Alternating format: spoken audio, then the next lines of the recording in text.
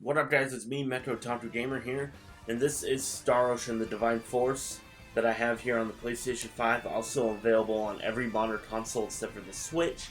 And this is the 6th entry in the Star Ocean franchise from Tri-Ace and Square Enix. This is an action RPG just like the other games, and this is another game that has a dual protagonist story to it, like with Star Ocean: The Second Story, which is the second game in the series. You have two main protagonists that you can choose from, but honestly, you could play as any of the characters. There's somewhere around 8 or 10 recruitable different characters to play as.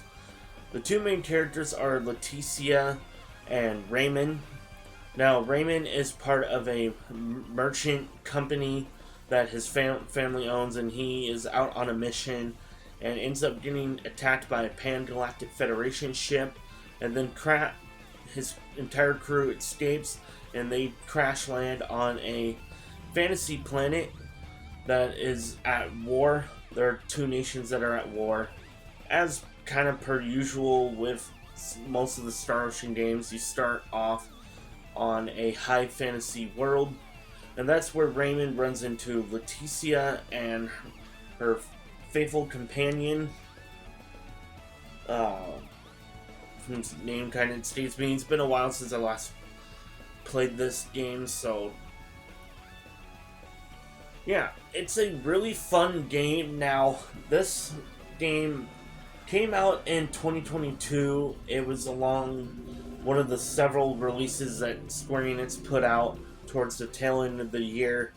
And honestly, this is not the best looking game in the series. Like, the environments and everything look pretty good, and the combat and the gameplay is pretty fun, but the character models definitely needed a lot more work done on them, a lot more polishing.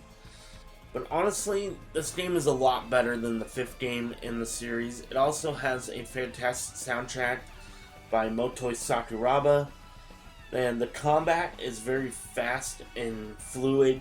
You immediately jump into battle as soon as you see enemies, and you have AP meter that can increase or decrease in battle, and that allows you to do basic attacks as well as other skills. You also have a device called the Duma, which allows you to blindside enemies as well as move around and fly and float and explore, and it's a really great game, and I highly recommend it for those who really want to get into the Star Ocean franchise.